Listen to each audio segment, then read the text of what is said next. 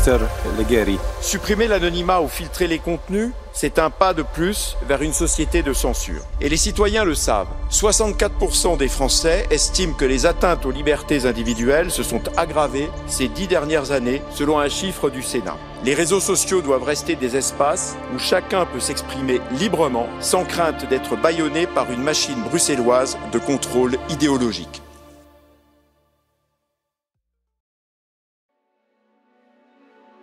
J'ai commencé ma carrière professionnelle en 1996 à la sortie de l'École nationale d'administration. Je suis allé tout d'abord au ministère de l'Intérieur.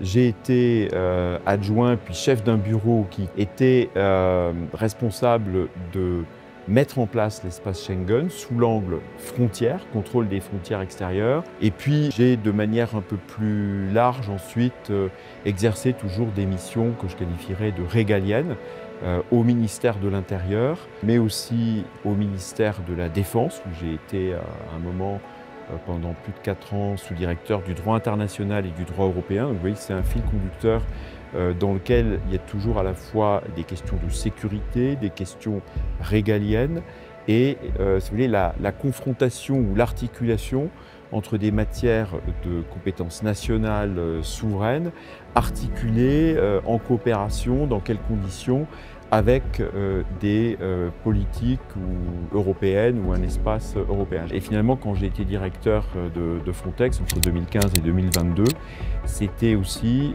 une matière, en tout cas dans mon esprit régalienne, puisque dans mon esprit, il s'agissait de contrôler les frontières extérieures européennes. À partir de 2019 et plus clairement à partir de 2020, là on était dans le règne des ONG avec la commissaire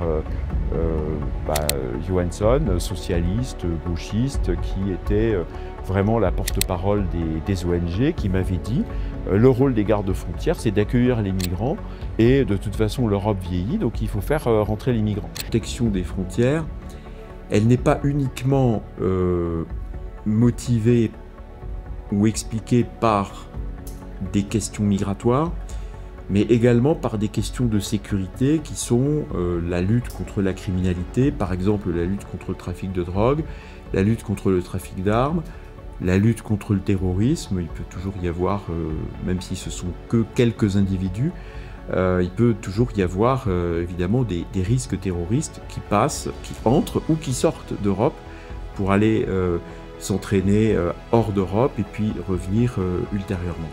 Alors je pense que la frontière, elle doit continuer à être quelque chose d'affectif, chargé d'émotions de ce point de vue-là, mais évidemment elle a aussi une fonction et finalement c'est peut-être ça le secret d'une frontière à la fois pacifique, bien gérée, c'est-à-dire qu'on dit chacun reste chez soi, on sait que ici c'est chez nous, de l'autre côté de la frontière c'est chez vous, mais ça n'empêche pas d'avoir une bonne coopération. Donc pour moi la frontière n'est pas une fatalité d'être un lieu de séparation, ça peut être un lieu de rencontre à condition que l'on ait une politique fière de nous-mêmes, fière d'affirmer qui nous sommes, fière de respecter nos lois et notre souveraineté sur le lieu de la frontière. Parce que si vous faites entrer dans votre maison des invités et que vous ne donnez pas du tout le sentiment de vouloir faire respecter les règles qui s'appliquent dans votre propre maison, eh bien c'est l'ouverture au chaos et vous ne vous ferez pas respecter par les voisins que vous invitez.